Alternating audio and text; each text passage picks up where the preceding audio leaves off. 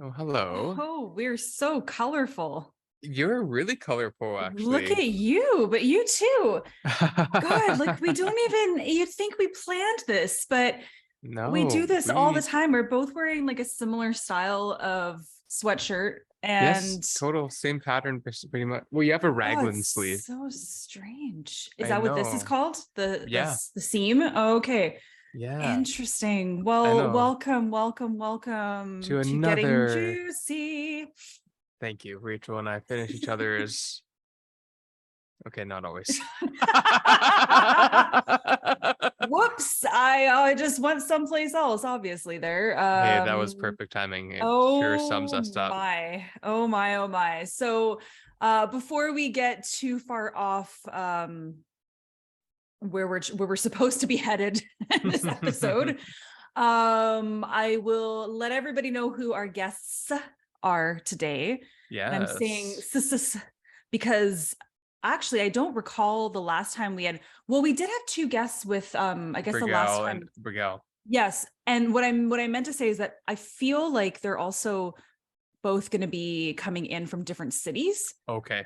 So I think this is going to be the second time ever in 103 episodes now or so with guests where it'll be four different squares if you're watching us on YouTube from different places. So that'll be interesting. I think the last Yeah. time was actually Jeannie Jeannie Becker. Becker. Yeah. Yeah, and Dr. Rachel Yehuda. So Yes, that's right. yeah, so we have our two guests today. I didn't even say who they were. Just going on a tangent already, Rachel. Great. So it's Ginna, and I don't know if she pronounced it Ginna or Gina Green and Lynn Harris. And the two of these lovely humans are from the podcast called A Bintel Brief.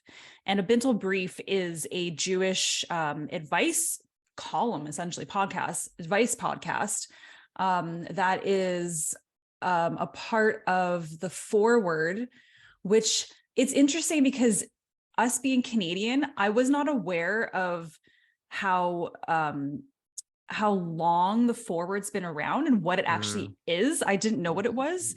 So I'll just explain to people what the Forward is, and I'm actually just going to go to their website because it's just easier that way. Yeah. But basically, it's the oldest, I want to say, like Jewish publication, or for a lack of better, like news source, I guess. It actually was founded in 1897, which is crazy. As a Yiddish language daily. And it soon became a national paper. Okay. So, and it says actually the most widely read Jewish newspaper anywhere. So, Oh, wow. I don't know what does that mean by anywhere? Does that mean by the world? Does that mean the US? I don't know. But in 1990, it was launched as a weekly, not a daily, and basically perspective on world and national news, and its unparalleled coverage of Jewish arts, culture, and opinion have made it the most influential nationwide Jewish media outlet today. So Okay. I wasn't aware as Canadians and also as ishy Jews above the Forward, but really No. neat.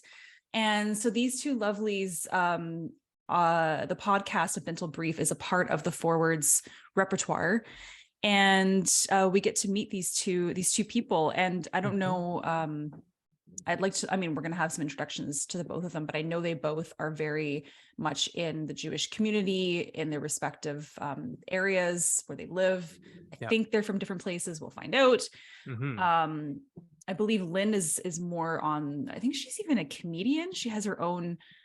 Did you look up some of this stuff? I did. Yeah. There's a background in improv acting, Yeah. I think, from what I read. Yeah. Which is really again, neat. I think such a connection to the Jewish community because of survival and improvisation as a way of survival and coping and really being like self-preservation.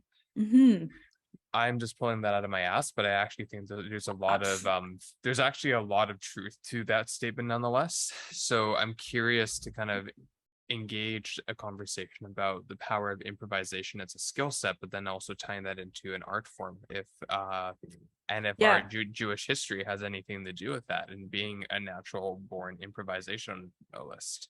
I think makes sense to me. Yeah, for sure. I have some intelligence sometimes. And I'm just like, what is that? Elmer Fudd? Yeah. Yeah. And Lynn is whom we were just talking about. She's an activist, and yeah, so just really, I guess, throws comedy into the mix with what she does. And then I am so sorry, Ginna or Gina. I want to say Gina. I apologize. Is a strategist, consultant, movement builder. She's helping Jewish organizations change through a new firm she has called Uprise. And she's on the boards of progressive Jewish groups. She, I believe she'll be coming in from Columbia, South Carolina, which is interesting. Oh, wow. Yeah. So definitely warmer than where it is where we are, or from where I am. I'm wearing a toque because it was snowing quite heavily yesterday where I live in British Columbia. It looked beautiful. It looks beautiful, and it definitely worked up a sweat shoveling my driveway and my sidewalk. And then it just reminded me again that this is the season. It's like, oh yeah, that's why I don't really need to go to the gym if it snows this much. But it's the perfect built-in natural labor. Yeah, exactly. So yeah, seasons are changing. That's for sure. A little earlier than I expected, but it's just what happens. But what I appreciate about having, again, and we say this all the time, but we don't know if people are listening for brand new or not, but although we have some Jewish threads in the podcast, including Rachel and mine's background, you don't have to be Jewish or even identify as such or as any other religion related to it or culture. It's the fact that we had the blessing of actually being outreached by people who happen to be in the Jewish community and have certain connections or contacts that they think would be a great voice to be on our show. And that's quite frankly how a lot of our Jewish guests have come to us, minus a few friends or a few extended family members. So that's really cool, because for Rachel and I think I could speak to us being ishy. These guests actually kind of bring me closer to my culture and closer to my history. A little more awareness of what's happening, both from however long they've been in the community for. Some of them are from different generations. Some of them are from my generation or Rachel's or other. And that's cool because it gives us a sense of connection to people who are living and breathing it. And it's from their actual perspective as opposed to reading a book or understanding watching something that is archived, I guess is a good way to put it. Thank you for mentioning that, because it just happens to be that this is the second week in a row that we'll be releasing an episode with somebody that is Jewish and that has a very Jewish story to tell in their life. So I appreciate that you said that, because I also don't want to. Our goal was never to pigeonhole ourselves into the category of a Jewish podcast, or to make it feel like, and I know there's the word Jew in the name of our podcast, but hopefully we explain quite clearly that it's just kind of a play on our connection, Hero and I together, and just that part of it. But we never want to, I guess, make people feel like they can't be included in the conversation. And we'll definitely be talking about some of those cultural references or things about Jewish heritage and Jewish community and stuff like that. With when we do have a Jewish guest, how many times can you say Jewish in one minute? Jewish. But with that being said, I think that all humans can hopefully take away from these episodes, and we do try to just branch out into what people can find a commonality in with any guest, and that is hopefully the goal as well. So even though these two guests today are very much involved in the Jewish community where they are, it'll be interesting to see how we can relate that to everybody. Actually that's actually could be like a goal for this specific episode, I think, too. So sure. Yeah. I can definitely see that. Yeah. So yeah, go ahead. So before they pop on, how are you doing? Oh, that's a great question. I know I ask great questions. That's a great question. I know we need to ask that. Actually, before I forget, this is like I'm just shooting like podcast ideas now out while we're recording podcasts. you know what I think we should do? Yeah. And I actually forgot to do this. And what I want people to look forward to, hopefully, is I want to, in the future, post something on our Instagram. So we're at getting_juicy on Instagram. And sort of give people or not even, like basically let people know who's going to come on our show the next week or who they can expect to have an episode come out by. Right. And before we interview that person, I'd like to pose the question to people that are following us. Hey, do you have a question for this particular person? Yes. I think that's great. Yeah. And then what we could do, and this is just, so keep an eye out for this, is we will pick at random. I know you're like, yeah, right. How would we do that? But we'll try to pick at random one person's specific question from not us, but from others that are supporters of the podcast, and then pose that question to the guest when we have them on. So that's what I was hoping to kind of, I think that would kind of be neat to mix it up. How am I doing? Well, obviously I've got some sort of creative flow juices going, I guess, lately. Love that. Probably because I'm spending a little more time indoors with the weather than outside on the lake on my paddleboard. Right. So there's that, just trying to kind of keep myself sane during this time of year, because it's no lie that I borderline hate, that's such a strong word, borderline hate the winter. Yeah. And I'm actually thinking, considering down the road, maybe, and I'd like to hear from people that actually do this. And I know one friend that does, because I work from home, maybe next year, actually, just for lack of better word, effing off for the actual coldest time of the year to somewhere wormer, and just work from there. Right. Because I work from home. So it's like, right? Live my best life that way if I can. That's definitely a goal. That's okay. No, my bean bag that I'm sitting on is not very comfortable. And you're sitting on a bean bag. I always sit on my bean bag from fatboy.com. Fat boy? Like, yeah, it's a Montreal based or Quebec based a natural bean bag lounging furniture. Anyways, please continue. Sponsor us. No, I need something new to sit on, fat boy. So that sounded really weird. Okay, next. Also, with the creative juices flowing here, I think that Hero and I need to do some more episodes, just he and I. So that's something else maybe to keep an eye out for down the pipe. And we probably have seconds here. How are you? Flip the question to you. Yeah, I'm doing just fine. I had the pleasure of waking up early this morning for a meeting. So I got to have a few hours in the afternoon to myself that normally I don't, because I started earlier in the day. And honestly, that was really it. And then just had a little bit of fresh air, and then ventured out to a different area of the city just to get some fresh air, a different perspective. And now I'm back here, and all of a sudden it's like at 6 o'clock. Like, what? Yeah. I know that daylight savings has happened, and I'm grateful for the winter and the fall. We know that about the contrast between Rachel and I, weather preferences, but it's still a little bit of a shock that turn the hour back by 1 hour, and the sea it's dark, and it's dark, which is like dark at 5:15. Like, I'm not depressed or anything, but it's just like, wow, the night is young, but it's dark. Yeah. I'm not depressed either yet. It's always just like, it's the anticipatory anxiety of being like, okay, it's going to be like this for this many months now. Right. So that, I don't know if people out there, if you suffer from or experience that anticipatory anxiety, but that's me in a nutshell. That's for sure. Oh my gosh, that's how that's for sure. Yeah, I'm definitely like that. Not with weather. Well, no, I don't know. Sometimes. Yes. And here comes Ginna right now. Oh, I love that. Yeah. Oh, I love the phonetic. Perfect. Love. Yeah, that is perfect. Oh, I love it. And the pronouns are there. And here comes the audio. Auto.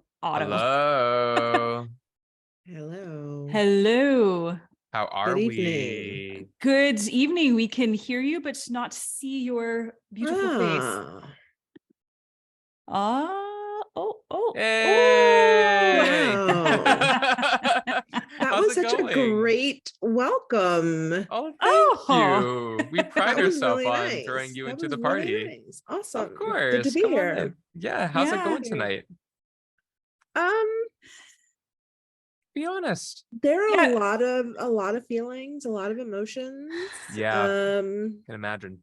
Well, and not to interrupt your flow there, but I feel like it could be because, so we're Canadian, we're in Canada, and I know today voting day. Today was voting day. Today was voting day. Today is voting day. Yeah, still voting day. But not was is yes. Still voting day in Hawaii, Alaska, California, right. West Coast. So 7 to 7 are the polls. In the US. Right. Yeah. And go ahead. Sorry. I was gonna say we do have lots of early voting, which is nice. Mm-hmm. That's true. So in a lot of states, some people have been able to vote for several weeks now. So that's great. Right. But I'm not finding a lot of joy in the early return. So it's a little funky. And I have not been, I gotta be honest, I haven't been paying attention, but I have to. I want to. I don't really want to. Yeah. To be honest. I mean, I do in the sense that changing what we have means paying attention to what we have, right? That's so there's that piece, but it's that's well said. Like dark days in the United States. Oh, we know. Yeah, absolutely. And I think the only thing that might be in benefit to the Americans in Canada is the exchange rate. Not to make light of what's happening, but I'm just saying I work in retail and many people are like, we're from the States and we're finally getting something from Canada. I mean, there is that. And that's and vice versa. It's interesting because that's actually one of the reasons that's deterring me from going to the US is the horrible is like our cost you so much more to be here than there and to get here, and everything just costs so much anyway. Exactly. It's so funny because it's wild because the right wing really is using here so many different tactics to sort of get what they want. It's just fun to watch inflation be a thing, and it's like, hi, Lynn. It's a global thing, not a domestic thing. Hello. Yeah, that's true.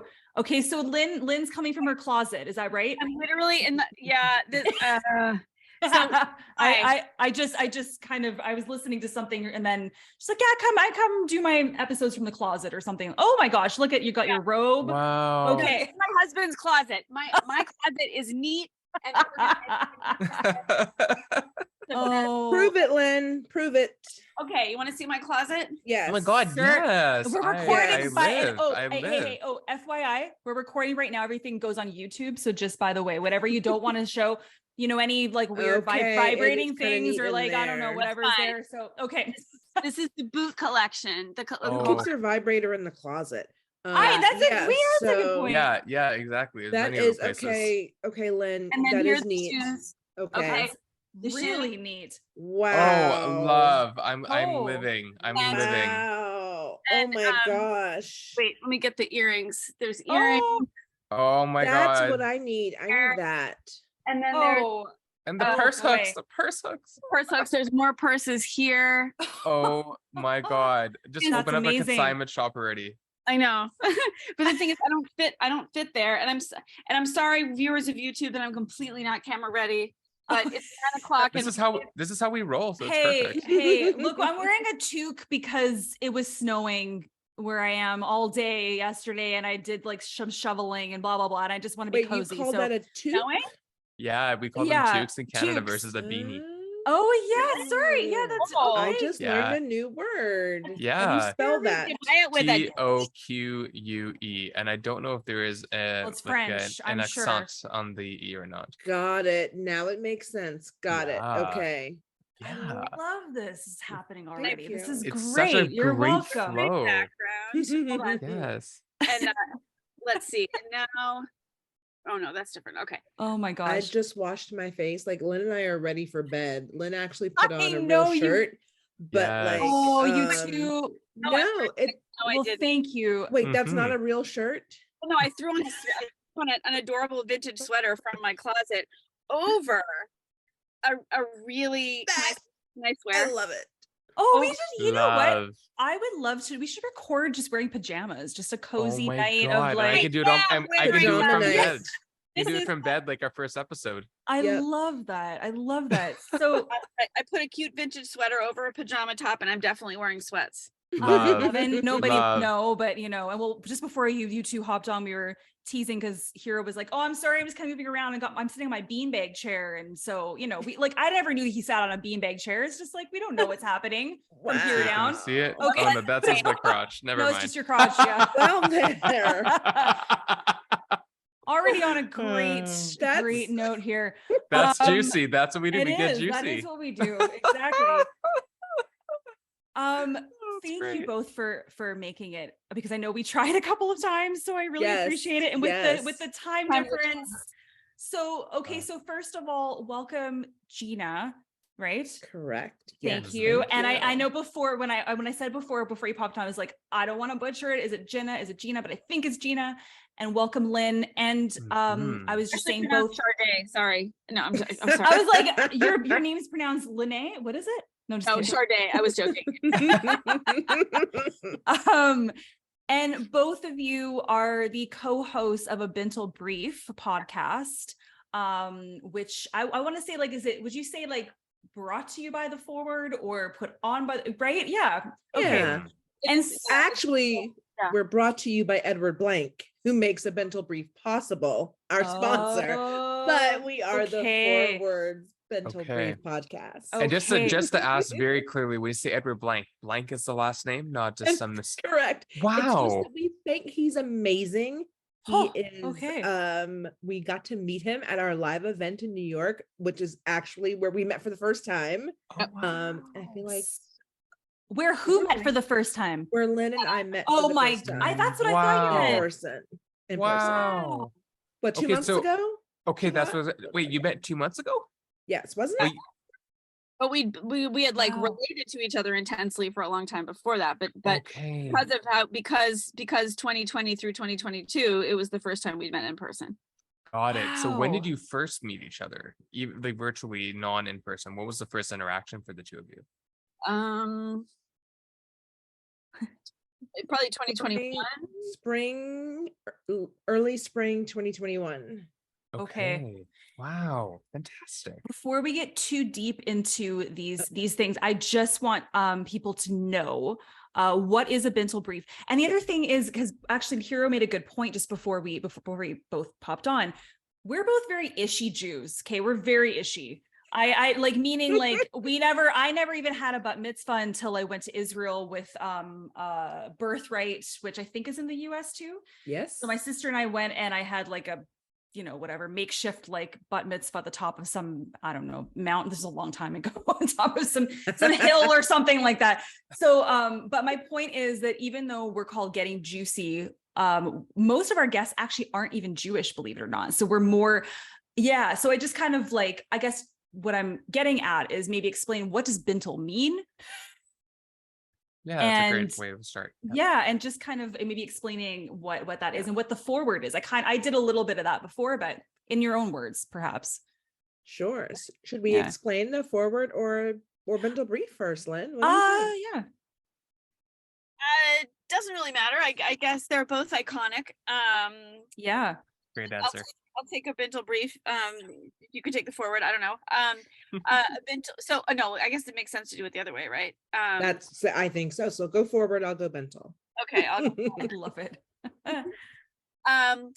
The Forward is the iconic originally published in Yiddish newspaper for the that was expressly for the communities of Jews who were emigrating to New York from Eastern Europe.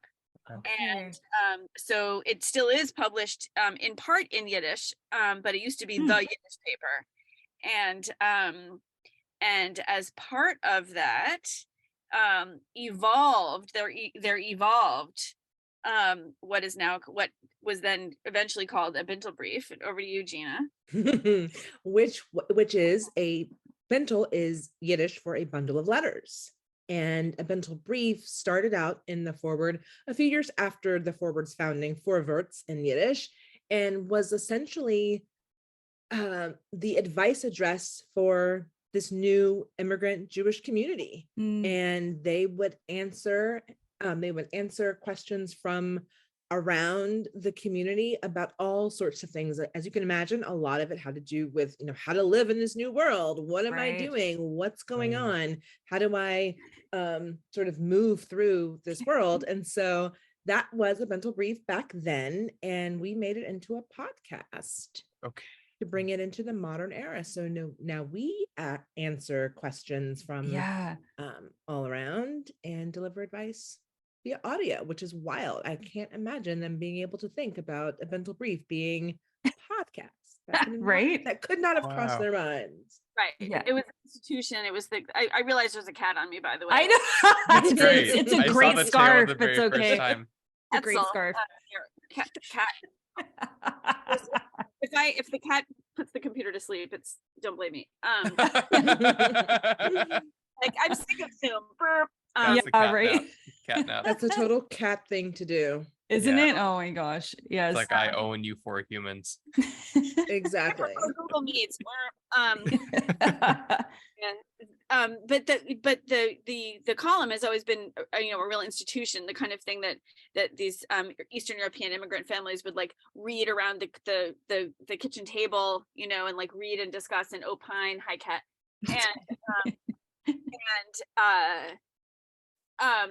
And to the point where some of the letters would be things like, a little bit more like misconnections, or a little bit more like, I just need to get this off my chest, or a little bit more like, I'm going to say it to you so this person hears it.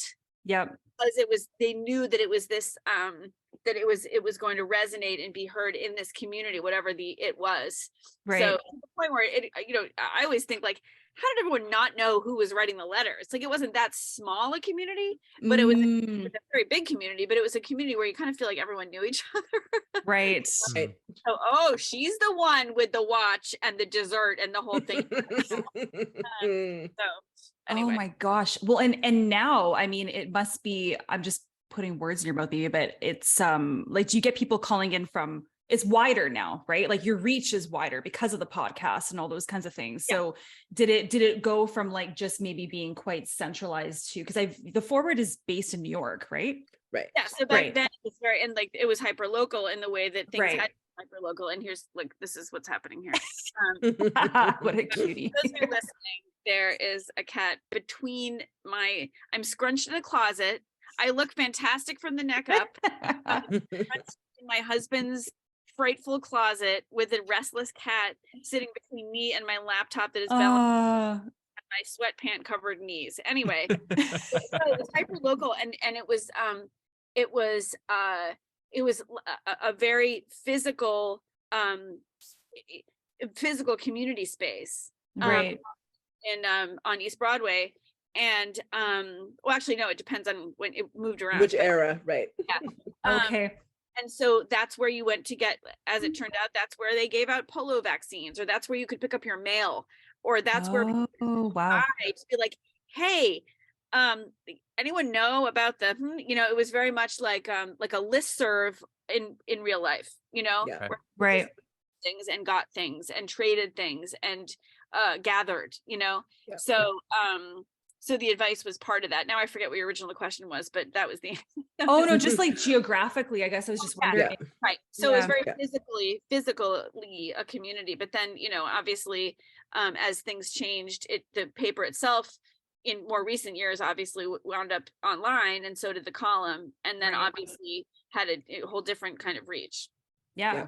I think people subscribe to it. I mean, now we're getting past my, closet. Level of knowledge. I was just thinking, I was like, do I know like what the subscription we don't we need our archivist Hannah Pollock here to sort of walk us through that. Yeah. Outside the physical community of New York eventually would have been able to subscribe, as one does, the way, our friends outside of New York City subscribe to the New York Times or whatever. Yes. So right.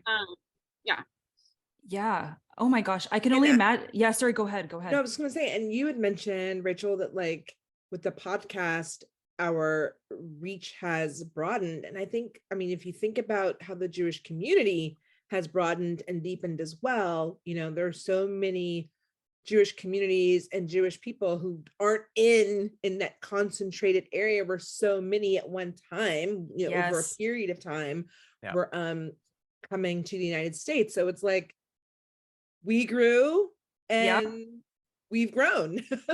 Yeah, absolutely. Well, and it was, and you're right. Like it was like that. I mean, our, both here on both of my dad's parents were Holocaust survivors. So when they came to Canada, I mean, it's kind of like they had like three choices, right? At the time, it was like, New York, Toronto, Canada, and maybe there was one more, I forget, but it was predominantly like New York City or Toronto. So it's like, you know, very, like you said, very concentrated. And then like, since then things have changed, but I mean, boy, like you can just imagine everybody flocking to those areas. Right. So yeah, so that is, I mean, and obviously there were, you know, Jewish folks here who weren't of Eastern European descent either. Right. But we're talking about like, it's just a fact. It's just a reality that like the concentration, time and place of people like is from Eastern Europe. And that's what the community of the Forward were serving. Yeah. Right. At that time. Right. And I have to interject in terms of that compared to, let's say, more of a Sephardic background for the Forward. Does it address anyone in the Sephardic community? Or is it specifically more Ashkenazi, just based on the nature of who founded it and the people that it was catering to? And Rachel and I are both Ashkenazi, just to clarify that too. Yeah, I mean, I think the Yiddish nature of it means that, you know, like that automatically sort of puts the sort of the center in a certain place. And and I think that that's fine. Fine. You know, like it's not, I think the Forward served a community that it needed to serve. And we're continuing to do that as our community grows, shapes, changes, and expands. And I think it's really exciting. Yeah, it's fantastic. Absolutely. How did you both find taking on A Bintel Brief after such an because you said like it is such an iconic part of the Forward. So did you feel like the weight of that? Were you nervous? Were you excited? Was it like everything? Do you still feel that way? Because I mean, I think you said your podcast is in its second season, right? We just wrapped the second season. Yeah. Wow. Yeah. Congratulations. That's huge. Thank you. Yeah, I mean, we both feel that I'll speak only as an introduction for Ginna as well, that we both totally feel the weight and the, honor, in certainly, but in different ways. Because, for me, I'm the sort of, the Ashkenazi use case, like my, my mom's parents definitely, did the thing where they read the column at the table, and my cousin Regina, who was a Holocaust survivor, found her way to my mother's family in New York after the war because of the notices that were placed in the Forward by people who had been liberated and were seeking their relatives in New York. That Forward did that as a service as well. So like this, so the Forward is iconic, in a bunch of ways in our lives. And, there are whole stories about that, but in any case, so like, and I always knew, not always, but I had known for years about A Bintel Brief. And sorry about the wiggling, but my cat is. That's okay. That's great. I'm not nauseous yet. That's okay. No. Yeah, now I am. This is great. This is how we roll. It's great. Yeah. So, I'm gonna sit up. So, so for me, just to be like, wait, that's half me now is certainly, it's an honor. It's very weighty. It's sort of hilarious, and also, serious, and on it, like, not to be maudlin, but I only wish my mom knew. She passed away 2 years ago, and before like not long before this all came up. So she would have been like, her head would have like exploded for all sorts of reasons. So yeah, so it's a big deal. It's a big deal, and I'm very honored and humbled and all that stuff.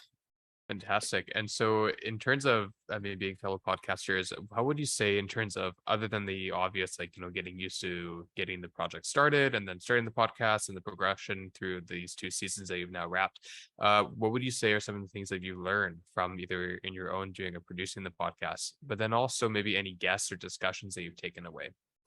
That is a great question, but I want to let Ginna offer her own take on, what it feels like to be the co-host. Yes. Different take. Yeah, I mean, I definitely agree with sort of understanding the gravity of the role that we now get to play. And it really is something that we get to do, and it's fun and we love it. And being a part of this story tradition is its own thing too. And I think for me, being a Black Jewish Southern person, like, I am not part of the original Ashkenazi use case, like Lynn pointed out. I am the person that Ab Kahan, who founded, who answered A Bintel Brief for many, many years. I don't think he could have ever pictured that I would be part of the team answering questions from the community about how to be. That's just it's I mean, like, Lynn's mom her head would have exploded in pride, and I think perhaps the forward editors would have exploded in who knows what, disbelief and shock. So I definitely feel that the tug of those identities in this space, and feel like that is a big part of what it means to serve a full, rich, diverse community is my voice being here. So that has its own gravity too.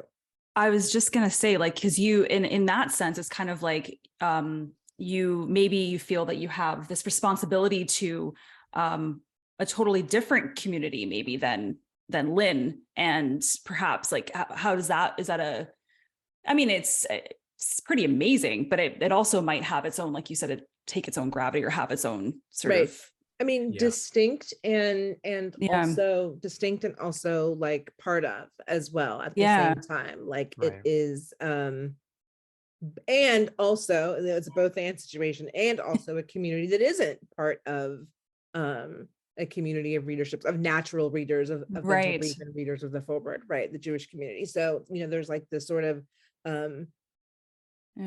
a sort of Black community element to it, and then like a Black Jewish community, a people of color community, a Southern Jewish community. There are all these identities that I actually feel like I get to bring to bear.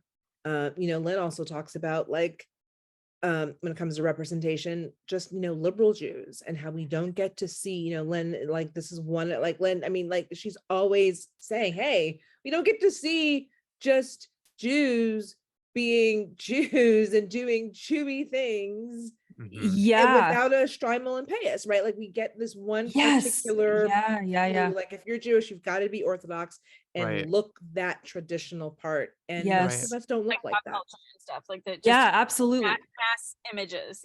And it's very interesting that you say that, because also the guest we had on the last week was actually Leah Lax, and Leah Lax wrote Uncovered, and her journey of being a part of, if you're familiar with her Hasidic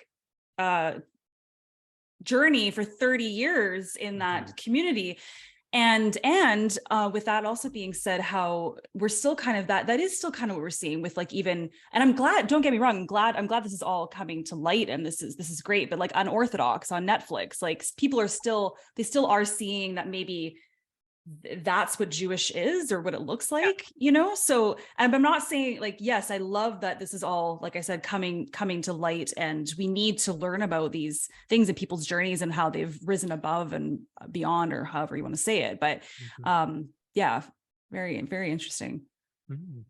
But even those sort of depictions and representations still feel so incomplete and insufficient. And I think in this particular moment, we need to be able to be, I think we absolutely need to be able to tell a better Jewish story, not only to ourselves, but to everyone else around us.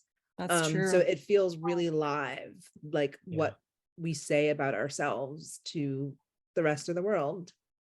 Yeah. My husband's a rabbi. He's a rabbi in Norfolk. And so we have this is like the things I say after I turn into a pumpkin. This is great. But not that salacious, but like whenever I see like, those awful, like they're good for no one, those like depictions of what people think are just Jews, but they're like cliche images of like a dancing Hasid, Right. and to be clear, in real life, that is completely fine. But the point is, obviously, but the point is that that's what people think of as like, it's the thing it's like the picture on the matzah cover or something. I'm like, that's what people think my husband looks like, that's the only image people have. And they keep, and they see me and they're like, how could that, because they assume that's their only image, Yeah, that's true. There's a bias. It's not a bad image in and of itself. No. It is like doofy that it's like, it turns into a stupid stereotype on all of the things. Yeah. But, so no shade, but the point is like, that's the only, like, it's the only image that people have. And so that when they meet him, they're like, like, and he just looks like a guy, he just looks like, a guy solving a case with Scully on the X-Files. But it actually does. This is accurate. Yeah, sounds kind of sexy, but anyway. Yeah. I mean, and Lynn, I didn't realize you totally went as Mulder and Scully several Halloweens, right? Because I did not put two and two together until you said that. I know. Only one, but it was epic. Oh, that's awesome. Okay. It was a showstopper.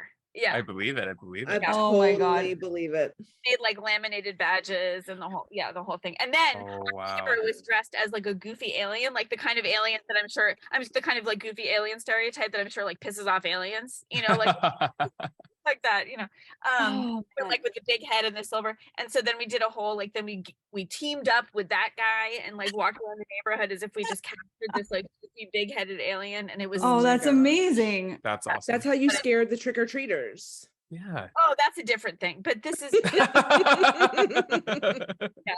But and now you're just making me think now. Oh my god, my brain went to so many different wavelengths. Like I went to, oh my god, did you not know that X-Files was filmed in Vancouver, BC, and that's where we live? And then I went to like, oh, my dad was an actor and he was on the X-Files a few times, and my dad is Jewish. And then my brain went to, what do people think of Jews in Hollywood? And like, there are definitely people definitely have an idea of like, okay, well, what are Jews' jobs normally? Yeah, that's true. Like there's the extreme of what we're talking about with ultra Orthodox, and then there's kind of, okay, well, the ones that aren't like that, well, then they must be really fucking, excuse my French, must be really rich, and they pretty much blah blah blah, like all those other kind of stereotypes, which was like totally not on TV. My family, but so old-fashioned. It's so old-fashioned, but on TV, there's still all the slightly shady doctors and lawyers and bankers. Yes. Yeah. And that's why it's not the only reason, but that's to go back to what Ginna was saying. Like, that's why I crave these images of just like people who have Judaism in their lives. Like on Crazy Ex-Girlfriend, where she was Jewish, and there was a great episode. There was the great bat mitzvah episode. Yes, I've seen that clip. That's being Jewish, and they embrace being Jewish, but it wasn't like anything you've ever seen. Yeah. Like in Love, Simon, my other favorite example, where the guy is just lighting Hanukkah candles, and it's just a scene. Yeah. It's just a subtle nod to their culture. No one goes like latkes or right. Yeah. By the way, not physical, it's a language. Right. I crave those moments. Yeah. And on a bit more of an exaggerated level, I know I referenced this to Rachel a few episodes ago, but even in Just Like That, right? How they had the whole day mitzvah, and they kind of modernized the bar bat mitzvah, made it gender neutral, which for me, I was ecstatic to see that they took that approach, even though it might have been a Sex and the City storyline. At least they really thought about, okay, if we're going to do this, we have to do it this way. Yeah. I didn't see, and they took it seriously. They weren't like ha ha ha to them. Like they took it was done tastefully, but understandably from a Darren Star viewpoint, if that makes sense. Yes, It's still a Darren Star. Yeah. It wasn't a mockery. It wasn't mocking. It was the perfect balance of taste and also making light of something that really could use in the current generation of how society views gender and bias and sexuality. And probably B'nai Mitzvah, and probably they, not understanding that it's not this sort of staid, old-fashioned, stuck in 20 years ago, boring ceremony, Yeah, exactly. They did it on Better Things. The littlest daughter had her, and they did something that would only work. This would not work on another show or a bad show. Where I now I can't remember what they did, but it was so sweet. Like she had mixed feelings about doing it, and they took that really seriously. And something like and this would be goofy anyway in the wrong hands, but like they did something where it was actually also a bat mitzvah. Like there was something about bats. I can't remember. Yeah. But they took it really seriously also. Nice. Interesting. Yeah. Things sort of like near the end of the season, kind of moving, wonderful family moment where they made it their own, kind of like what you're saying. Yeah. And without taking away from the Judaism, without taking Korean introspection and the rite of passage. It was really. Well, and as you were saying that, now I'm just saying, wait, so a bar mitzvah can be done in a bar? Like, right? Could you imagine? A bar mitzvah would be like something. We are totally onto something. Open bar in a shul. Like, I mean, that would be actually pretty brilliant. Open bar mitzvah. That's like one of the worst. Yeah. That's like a before and after. That's a before and after plus on Wheel of Fortune. Yep. Pat say Jack. Yeah, but only airing on weekdays and then until Friday at 5 p.m. or whenever the sun sets. Oh my! Yeah, we can't use that clue on Fridays. No, exactly. And the answer is it's 5 o'clock. We'll reveal that on Monday next week. Shabbat shalom. Before sundown. Oh my gosh. Oh my gosh. So one thing I do want to ask the two of you is also, Rachel and I were curious to know how the two of you kind of came into your roles. And I'm assuming both just I want to say more as a general question, roles, yes, on the podcast and roles with the Forward, but also just how you got into the presence of media and entertainment and culture. And was that because of the Forward, or was there something before that kind of led you naturally into where you've settled in today? Interesting variation of that question, right? Like it took a little bit of a turn. At first I was like, that's me. Oh my God. You should see my reactions to Hero. Like sometimes like, oh, like what? Huh? Like, yeah. We have a video dedicated that Rachel probably spent way too much time on, but it's well worth the watch. Yeah. It's just a Rachel reaction video. It says Rachel reacting to things I'm saying or doing. That's great. Yeah. I actually think that's really awesome. Yeah, she did a great job with that one.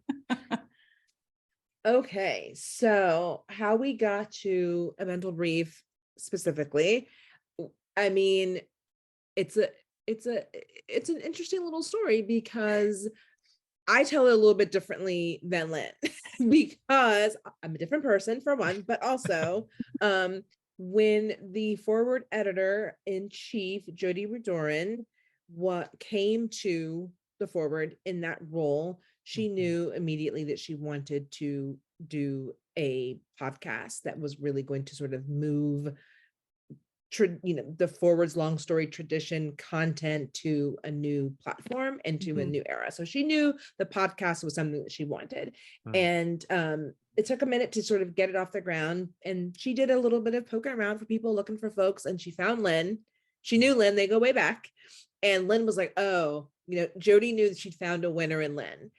But I guess, the original co-conspirator, co-host didn't quite work out. And so Jody was looking for another co-host still. And then she actually reached out directly to me. And I was super psyched because I'm going to answer the second part of your question with the first, because I had just left my old role as chief strategy officer at Bin the Ark Jewish Action, which is the United States' largest domestic Jewish organization working specifically on US social justice issues. So that's us. So I'd been there for a couple of years, and I'd left that role, and I came up through sort of progressive movement work in the sort of communications media realm. And I was always the one sort of running the show a little bit, and I did a little bit in front and of cameras and on the radio, but I knew I wanted to do more of that. And so when Jody reached out, it felt like it was supposed to be. Wow. At least for me. So that's my answer to the question. Well said. Yeah, we definitely have part of that in common. Oh, okay, Kat. Okay, Kat just heard a noise. Oh, she just leaped. I just opened the door to the closet, and she just leaped from my lap over the closet like a show horse, like a show. Oh my gosh. Oh wow. Anyway, yeah, I have always been a huge like media and pop culture nerd, and to put it even more pretentiously, though it is a real thing, I've always sort of situated myself in the idea of culture change and culture change strategy, and I've always felt strongly that, not the only way, but that I've always felt very passionately about the power of like mass culture and pop culture to drive culture change. Right. And like the obvious kind of very like okay boomer example is like it mattered when Ellen DeGeneres came out. Okay. Absolutely. Yeah. It didn't replace policy agendas. It didn't replace legal agendas. It didn't replace any of that, but it creates that kind of thing, creates air cover for all of the other stuff and vice versa. Right. And they work in tandem. And that pop culture at a mass level can, both, push things in a wrong direction, but it can also define what's acceptable, what's okay, what's normal.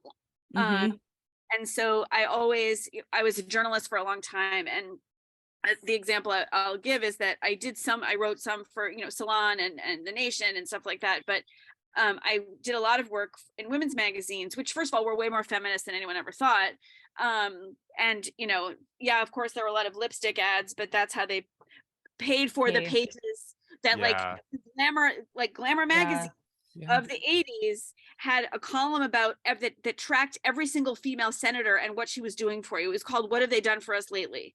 And and the Ruth Whitney was a old fashioned, like good old, like dyed in the wool, old fashioned second wave feminist, good, old fashioned in a good way, second wave feminist, and just like salt of the earth, of that era, and even Cosmo and all those in their way were feminist. And so I got to write about issues, like abortion and stuff for Glamour and Mademoiselle and all those magazines of blessed memory, where, and even like I got to push the envelope a little. I wrote a lot for Ladies Home Journal, and you could like push the envelope a little bit there, and that was reaching 16 million readers. Whoa. And so I could sleep very well at night if I had to maybe like not say it the way that I normally would, but not say anything I wouldn't say. Yeah. Right. And, soften it around the edges, but then reach 16 million people with, a story of a woman who had to make a tough choice about a pregnancy or whatever, And so, and then there's a lot more examples I can give you, but the point is that I always just really believe that was, not the only way to do it, but that was a way that spoke to me, because I'm also just like a big like pop culture dork, and obsessed with TV shows, certain TV shows and whatever. So anyway, so that's why I feel strongly, for example, about the idea of normalizing a lot of different kinds of Jewish identity and expression in pop culture, because it's not going to like be the only thing that will stop any wave of anti-Semitism, including the current one, but like anything we can do to just remind people that like, hi, we walk among you, absolutely, is not going to hurt. Anything that de-others us by normalizing just Jews going about their day is actually does also provide that air cover against the othering that enables anti-Semitism. So, to bring it back to that. So that's like, that was my angle on stuff. So Jody, I mean, not Jody, Jody was the editor, is the editor. Ginna brought it back to how we wound up at the forward, but it was also a fit for me in that way. That's fair. And that makes a lot of sense in terms of how the two of you, again, can be connected, but from such complementary and accenting kind of backgrounds and interests, right? Because you can have this beautiful background, and when you look at the two of yourself, I mean, you can you wouldn't put the two of you together. If you put it on the surface, if you ask someone who wouldn't have enough, and I wouldn't say intelligence, but they wouldn't think outside of the norm. They wouldn't, because we look at unconscious bias a lot in society now. We look at a lot of things that we assume, and it might not actually be what you think, or it may be what you think, but there's way more beyond, because you don't know until you actually explain what you're observing and looking at. So one thing that I'm curious about is, what have you two learned from each other? That's a good question. A good one. That is a good one. Hero, you're coming with a really good question. Right? Next time you gotta ask a really good question. He's on fire. I'm a morning person, so like I know. Also, they're 3 hours behind us, so they've got the leg up here. Well, that's fair, but I also had to get up like 3 hours earlier than I normally do, because I had an adjusted schedule today. So I'm kind of one step forward, 2 steps back. Opposites to attract. Okay. All right, we'll meet you halfway. I don't have pick one thing, because I think what has been so remarkable about doing A Bintel Brief with Lynn is just getting to do A Bintel Brief with Lynn, having being able to have my own chavruta, like that I get paid to do it with. I mean, because that's what we do. We get a question and we study it, and we turn it over, and we read between the lines, and that process of exploration and learning is amazing with someone who's really smart and whose heart is in the place where hearts need to be, and like just brings wisdom. So I get to learn with her all the time. Beautiful. I feel the same way. I think I would say something similarly sort of specific and broad, that we used to joke a little bit, because Jody would be like, can you guys please disagree at some point, and like but the thing is, we don't often disagree, but we have different and it may not always come out in the finished product of the podcast, but we do have different things that we have different heartstrings, and we have different different episodes made each of us cry, different reasons, and or different things stood out to us about different letters for different reasons. And so I think I honed, working with Ginna also just honed my sense of curiosity and kind of just being curious about how someone else will respond to something. Right. Even if we generally come from the same place, there's going to be differences, and whether it may or may not, because we have different backgrounds, and sometimes yes, sometimes no, and sometimes who knows why, just for different people. So just maintaining the pleasure of not going into we always went into a podcast knowing that we would fundamentally agree on human compassion, right? And don't be an asshole, we were not going to just take a note there. Don't be an ass. Okay, right, Hero. My husband and I have a running joke about that. People often, when I was a journalist, people would ask me for advice, and they'd be like, how can I ask an editor, Kat, how can I ask an editor about my pitch without being annoying? And my answer would always be, don't be annoying, right. But you can ask, but then I forgot what I was going to say, but just going into something knowing that we would fundamentally agree on sort of the 10 Commandments version of whatever it was, but then being able curious about what nuances we would be most interesting and what threads that each of us wanted to pull on. It's just it just makes for interesting life and interesting conversation. So and like, you know, I'm old and I'm tired and I have enough friends, you know, so just that's my normal attitude, you know, but then, you know, being open to be like, okay, all right, one more. Yeah. You know, There's something that you said earlier in that answer about being a journalist and back, you know, working at these magazines and, you know, perhaps maybe feeling not, I'm just guessing, maybe you're feeling, do you feel, okay, this is my question. Do you feel more censored today, which shouldn't really be necessarily the case, but it kind of is, and maybe feeling more, this is at least a way I feel, is that people are almost too sensitive today in a way than they were back then. But even journalism, like I can't imagine being a journalist these days and like, oh my God, be careful this, be careful that, be careful this, be careful that. Like, do you feel like it's harder to get what you really want to say out now? I'm sorry. I Lynn, know the cat is like it's taking the show, just taking over. Thanks a lot, Kat. You know, she does that. It's so cute. It is the sweetest thing. Oh my goodness. Pick her up. This one we have two. The other one will let you pick him up, but this one just is making me miss having a pet. Away from you, but she does the pats. Oh my gosh. Okay, I'm sorry. I just that's okay. Don't apologize. Totally I was having a hard time getting it out because all I saw was a really adorable furry paw on your face. So cute. Okay, let's see. So it's a really, really great question. I'm trying to think of how to answer it because the terrain has changed so much. Oh yeah.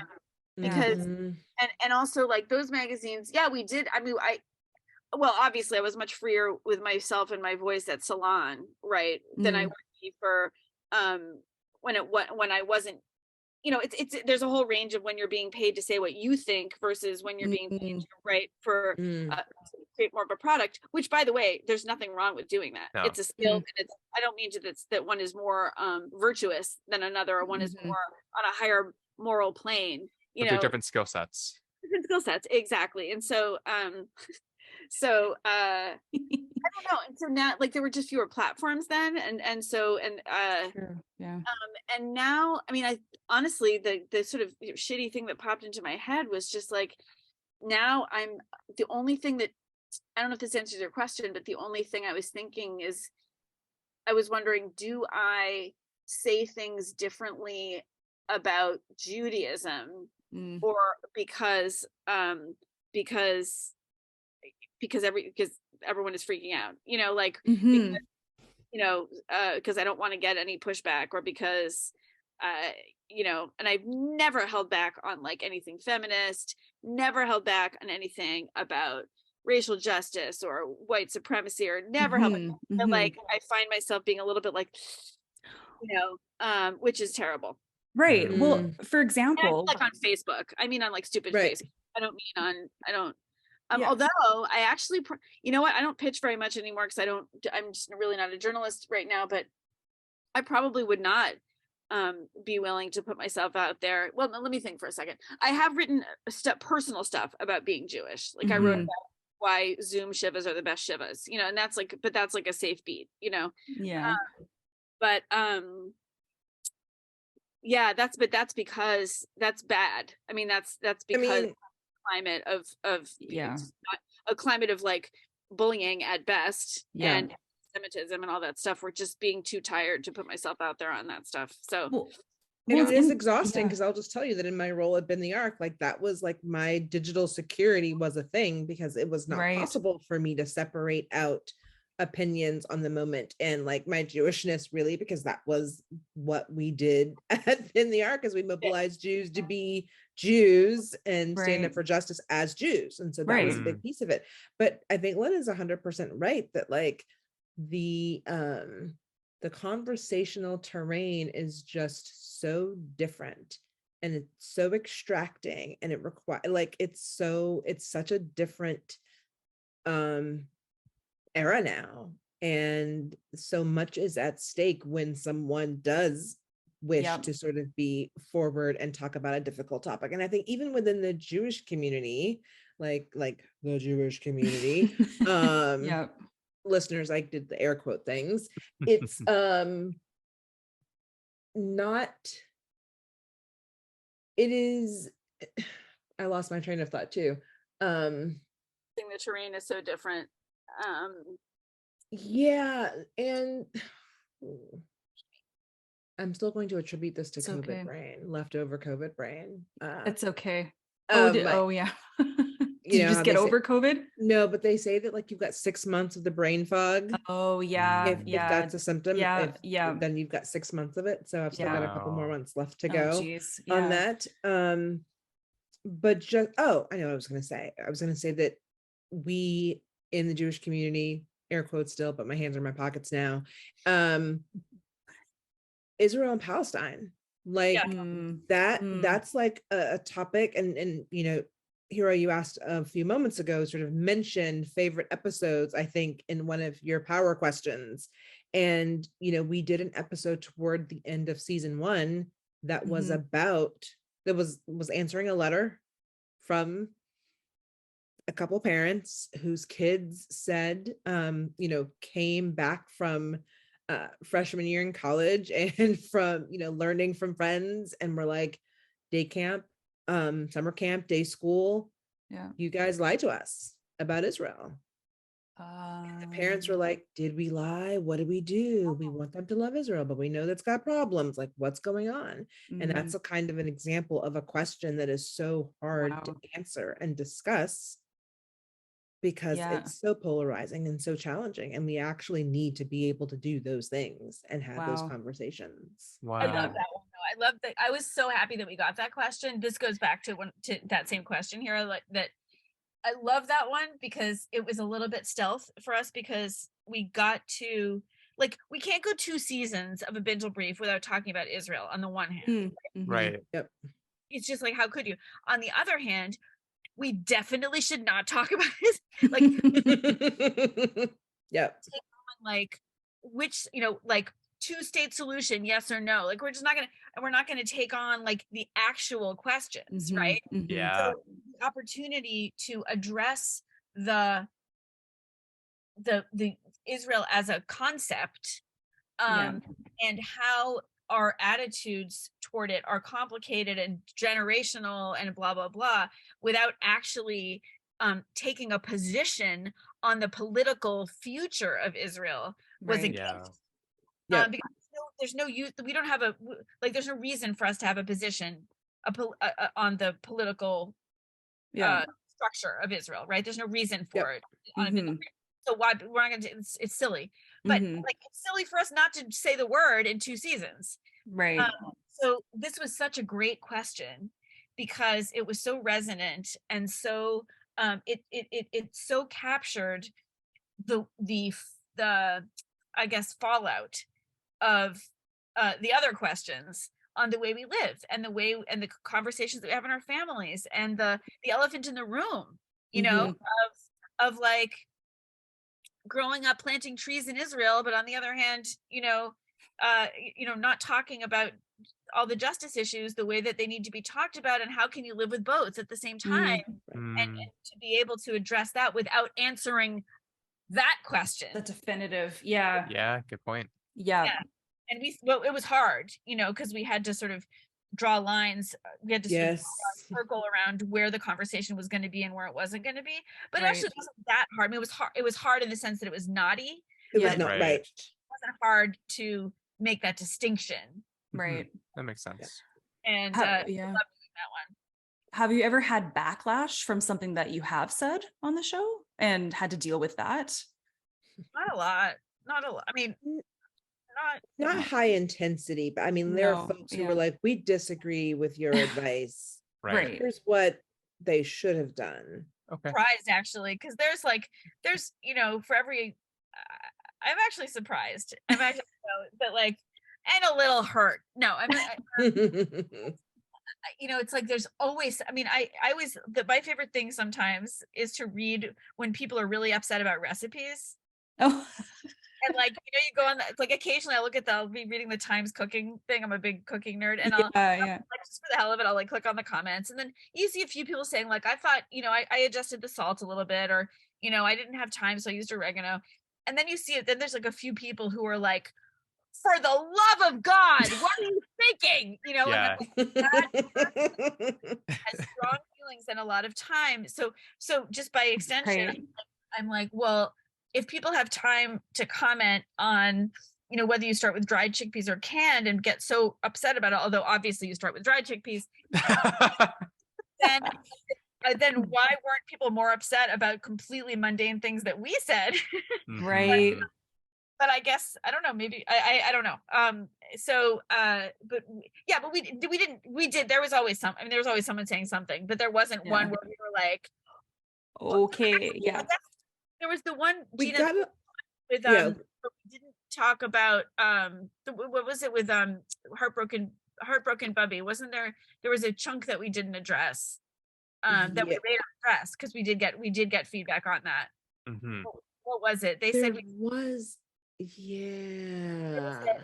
really epic letter, and it was epic because it was almost like an epistolary novel, this letter, and I say that with great respect. It was like it was intergenerational, and it was all their story, family history. Oh wow. we got. Yeah. Things, but it was very like not long-winded. It was just long about in a necessary Seriously. way. About and it was all leading up to why she was all the reasons that were not all of which were obvious about why she was upset that her only and first grandchild was going to be baptized. Oh wow. Yeah. A lot to pull apart, because no spoilers, it's worth, obviously it's worth listening to. Yes. But there was family, there was Holocaust, there was conversion, there was this, that, there were so many layers. And in fact, there were so many threads to pull that we didn't pull them all. And so then we did get response about like, well, you didn't address this, and I thought this was important in her letter, and you didn't say this, and you didn't say that. And so then we did a follow-up episode. Oh my gosh. Address those things, because there was more to say. Yeah. You're like, do you have 6 hours? Do you have 7 hours? Do you want this podcast could be a day, could be a day long, but yeah. Yeah, true. Yep. That was the gift that kept on giving, I thought. Oh my gosh. She came on. We did an interview with her, although we taped it, but we had her voice. Yeah, you get to see heartbroken. Yeah, you get to hear. Oh, interesting. Very interesting. With a follow-up, like, well, what happened? Yeah. Very interesting. So go ahead, Hero. Well, Rachel and I share the same brain. We're both 1 day apart in our birthdays, even though we have more than 1 year between us. Sometimes thank you for saying more than 1 year. It's definitely more than 1 year. Yeah. I'm not sure where to go with the age assessment. No one ever does. No one ever does too, but you know what? That's a great icebreaker to kind of lead into closing our dialogue, at least for this part of our dialogue. For this episode, but okay, feel free to throw numbers out there. We're happy. You're doing this. We're doing this. Why not? Why not? I kind of let it trail by accident. It was kind of followed up upon, so let's go there. It's a fun way to end. Holy shit! I was starting to sing like Elvis. I don't know why. Wait, what numbers? Okay, exactly? We're guessing ages. Hero and Rachel. Okay. Ooh, I know. It's tough. And you said, Rachel, several years. Thank you for acknowledging. What was the exact wording that you gave, that you said to Hero? Like, I don't know. I don't even, what did I say? You said, thank you for acknowledging that there was more that than there is more than one. us. I just said more than one. Okay. I said more. There's definitely more. It's okay. It's not, I'm not offended. I don't really have much of a filter on here, do I? No, not really. All right. I'm going to go with Rachel being 27. Okay. Oh. Yeah. Okay. Yep. Sorry. I got. I'm the reactionary queen. I'm sorry. Yeah. Now Continue. I'm okay. And there's a little, maybe 20 in 20. 25. Okay. Yeah. Yeah. No, Bless those are your hearts. those are Bless fair your guesses though. hearts. No, those are Are really they fair like guesses. 40? And how old are you? You're not fucking 40. I'm 40 in January. What the fork? Yeah, I know. And I I'm know. turning and I'm turning 31 in February. Okay. I Mhm. love you. I love you. Wow. I'm gonna replay this to myself like 10 years from now. I do have pretty good genetics. My parents mom do, is for sure. 72 and people think she's 60 something. So Wow. Yeah. Okay. and I also have to say I haven't had children. So that hasn't tainted Neither me have in I. that sense. So like There is that's that. the first thing I usually say. There's Mhm. that. Yeah. Yeah. But I know. Like oh my gosh, are we like, ending this I in have this just washed way? my face. Let's pull up the before. Glamour magazine Your beauty skin ads. looks stunning though. Yeah, I it's My absolutely dear. gorgeous. Do you know what I have on it? I've used this. Got this sample from Like- La Mer. It's like the super high end brand that I don't have enough money to buy on the regular. Yeah. But they make this concentrate, and it's like Ooh. amazing. It's like and, like, glowing. I know it's Yeah. kind of glowing, right? It is. Yeah. It is. All of Gina's skincare. That's what I've learned from Gina. I learned about the red this, and now I've learned about knockoff La Mer, not knockoff, but Malaire. Oh my Malaire, gosh. the Malaire concentrate. Yes. Oh They my did gosh. not. We should read. Yes. We're getting we are very much getting off tangent, but that's great. We're ending it, I think. That's what happens when you get our It is. personality types And I together. think we're also, I mean, gosh. And I didn't even ask. So Lynn, are you in New York? Where are you? I yes, didn't even I am ask you where you were. in a closet in a house, Park Slope, grew up in Brooklyn. Brooklyn. Nice. Okay. And my cousin lives in Okay. Brooklyn, and my aunt and uncle live in Manhattan. Ah. Yeah. Yeah. But I'm from Massachusetts. Oh, Massachusetts. Okay. Yeah. And with that being said, I just realized what time it is. You guys are, It is late. yeah, it is getting Yeah. late. Yeah. As we do finally wrap this up, and I know maybe there's one stereotype that could be true once you do get some Jews together, we could just chat and chat and chat and chat and chat and chat and chat. Yes. Yeah. Yes. But what would you like to leave us with? Just things that you're doing now. I know you just wrapped the second season of A Bintel Brief. Is there something else you want people to know about as well? Of course, in the show notes, we always put, all the links to all the good stuff in there. Fill us in on all the other briefs that are happening here. Ooh.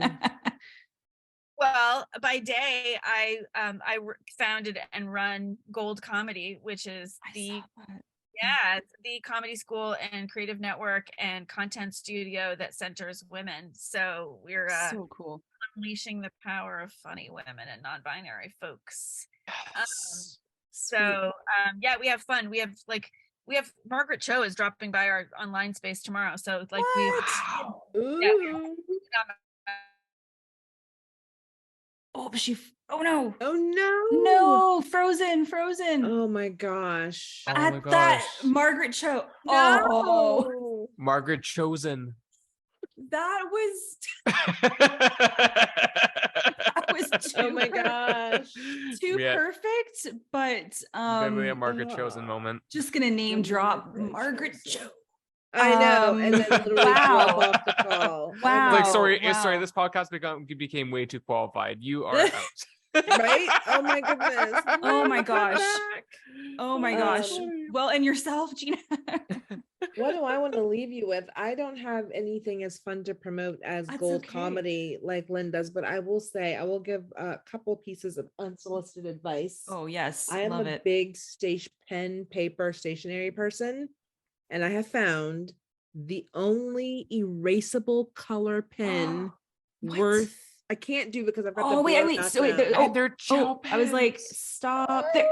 Oh, and They're she's back. gel She's back.